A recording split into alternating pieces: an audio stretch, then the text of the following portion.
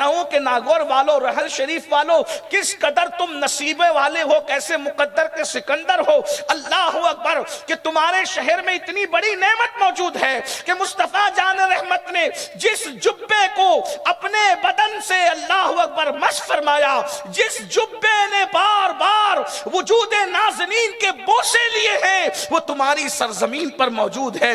آپ تو ذرا، مجھے حیرت ہوتی ہے، ارے تابوت سکینہ سامنے رکھ کے دعا کی جائے تو اللہ دعا رد نہیں کرتا، لباس مصطفیٰ سامنے رکھ کے دعا کی جائے تو دعا رد کیسے ہو سکتی ہے؟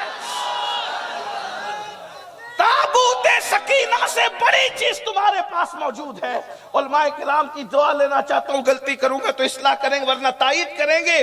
تابوت سکینہ سے بڑی نعمت تمہارے پاس موجود ہے ناگور والو، کہ اللہ نے تمہارے پاس پیرہن مصطفیٰ عطا فرمایا۔ تابوت سکینہ کیا ہے؟ ابھی آپ حضرت قاضی حمید الدین ناگوری رحمت اللہ علیہ کا ذکر سن رہے تھے۔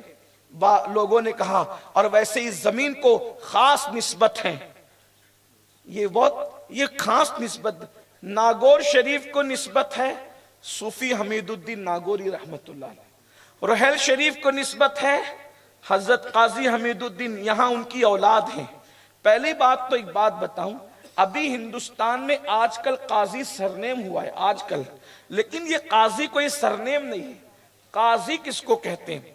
جو بندہ جج ہوتا تھا اس کو قاضی کہتے تھے، اور قاضی القضات اس کو کہتے، جو چیف جسٹس ہوتا تھا اس کو قاضی القضات کہتے تھے۔ ٹھیک ہے، اس لیے کہ اسلامی حکومتوں میں فیصلہ قاضی کرتا تھا، قاضی مطلب فیصلہ کرنے والا، جج۔ حضرت قاضی حمید الدین ناگوری کو قاضی کیوں کہا گیا؟ اور پھر یہ فیصلے کے منصب پر، قاضی کے منصب پر، جج کے منصب پر ظاہر سی بات ہے علم والوں کو بٹھایا جاتا تھا، ہے نا۔ قاضی امام ابو یوسف امام اعظم کے شاگرد ہیں، ان کو قاضی بنایا گیا۔ تو یہ یعنی کہ جو بہت علم والے ہوتے تھے اپنے زمانے کے، ان کو قاضی بنایا جاتا تھا۔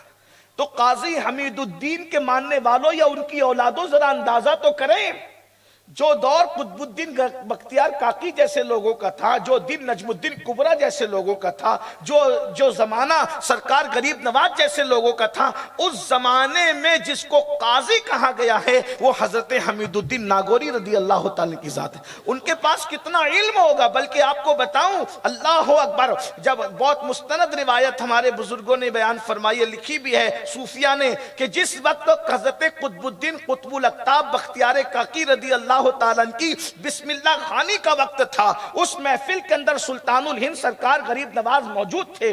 آپ نے سوچا کہ بسم اللہ کا آغاز کریں، بسم اللہ خانی کریں، اس لیے کہ ہمارے یہاں بسم اللہ خانی کی بھی ایک رسم صدیوں سے چلی آ رہی ہے۔ جب بچے کی عمر 4 سال ہوتی ہے تو باضابطہ طور پر تعلیم کا آغاز کیا جاتا ہے، اس کو بزرگان دین بسم اللہ پڑھاتے ہیں اور تعلیم کی شروعات کرتے ہیں۔ سرکار غریب نواز نے سوچا بختیار کاکی کو، قطب الدین کو جو ہے وہ شروعات کرائیں بسم اللہ کر کے، تو جیسے ہی آگے بڑھنے لگے غیب سے آواز آئی، معین الدین رکو۔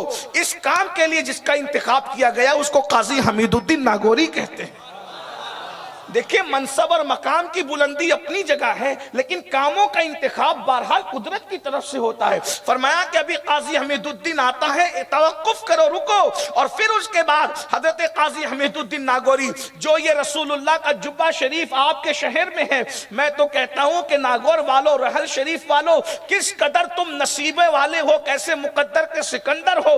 اللہ اکبر کہ تمہارے شہر میں اتنی بڑی نعمت موجود ہے کہ مصطفیٰ جان رحمت نے جس جبے کو اپنے بدن سے اللہ اکبر مس فرمایا، جس جبے نے بار بار وجود نازنین کے بوسے لیے ہیں، وہ تمہاری سرزمین پر موجود ہے۔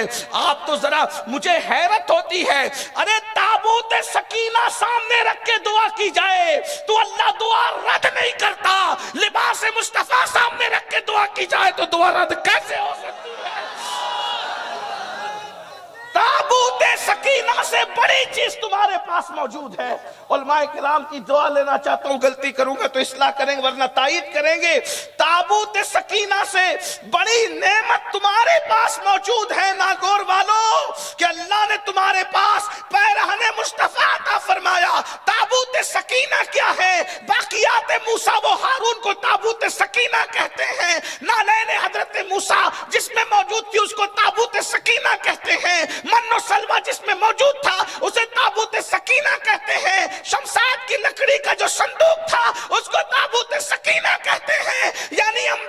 तबर्रुकात थे उसको ताबूत सकीना कहते हैं, और पैरहन मुस्तफा तुम्हारे पास मौजूद है। कहां तबर्रुकात मूसा व हारून और कहां तबर्रुकात मुस्तफा जाने रहे। गौर तो फरमाए कितना नसीब है। लेकिन मुझे इस पर भी शिकायत होगी कि आप में के बहुत से हैं, महीनों हो जाते होंगे, बरसों हो जाते होंगे, कभी पैरहन की जियारत के लिए नहीं जाते। लोग कहते हैं कि घर की मुर्गी दाल बराबर की, लोग मिलाने के लिए समझा ले कह रहा हूं कि लोग मकामी सतह की चीज को अहमियत नहीं, लेकिन याद रखना अगर घर के पीर को अहमियत नहीं दोगे तो तुम जानो तुम्हारा काम जानो, लेकिन यहाँ पीर और आलिम वाला मामला नहीं, यहाँ तो मुस्तफ़ा जाने रहमत के। हाय हाय, मेरी नज़र, मैं बचपने से इसकी ज़ियारत करता आया हूँ।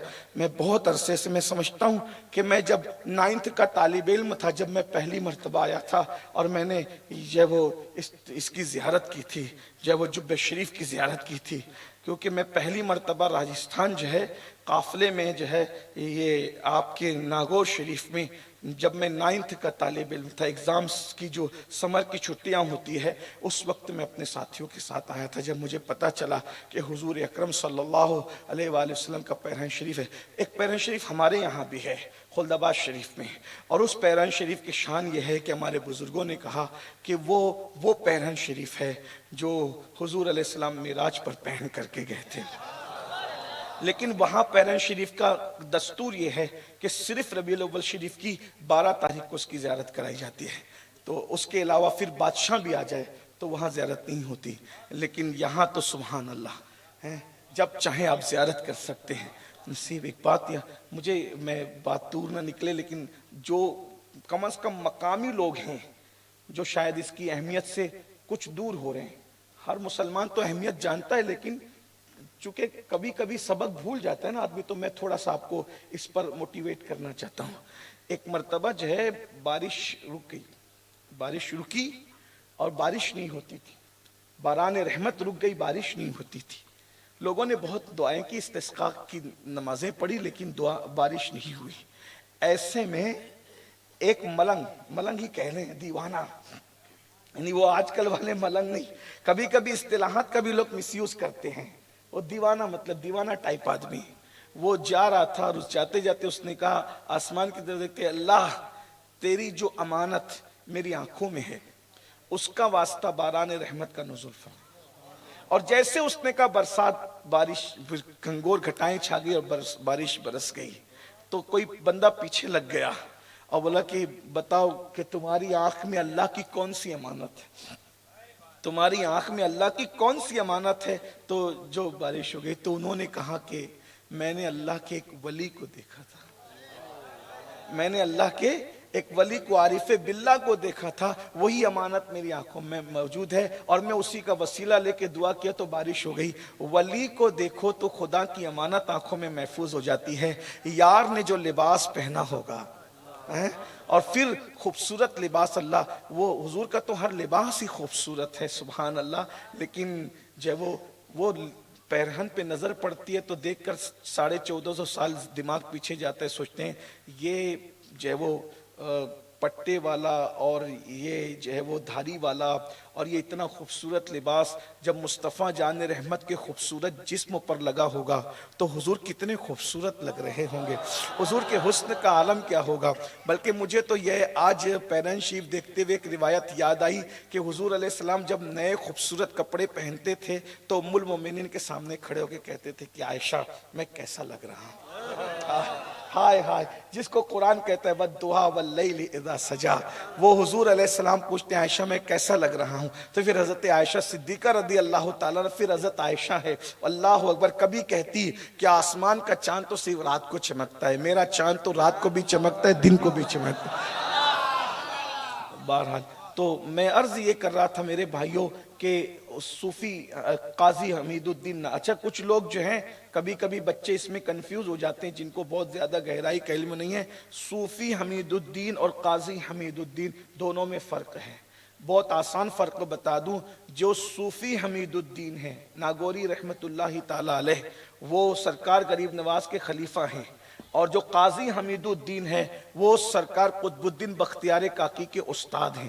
اور ایک بات میں آپ کو بتاؤں, یہ علماء توجہ فرمائیں گے, دعا بھی دیں گے, کہ ولایت میں قطب صاحب اور قاضی صاحب دونوں برابر نہیں. آپ برا مت مانیں لیکن میں کچھ سمجھانا چاہ رہا ہوں. ولایت میں قاضی صاحب اور قطب صاحب دونوں, قطب صاحب کا معیار بہت اونچا ہے ولایت.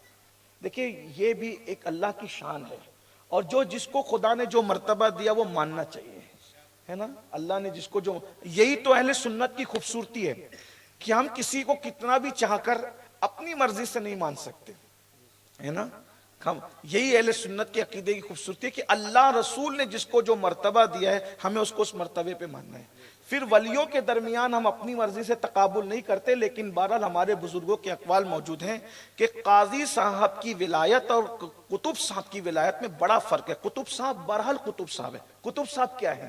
سرکار غریب نواز کہا کرتے تھے کہ اگر قیامت میں اللہ مجھ سے پوچھے گا کہ معین الدین تو میرے لیے کیا لایا ہے, تو میں قطب الدین بختیار کاکی کو پیش کر دوں گا.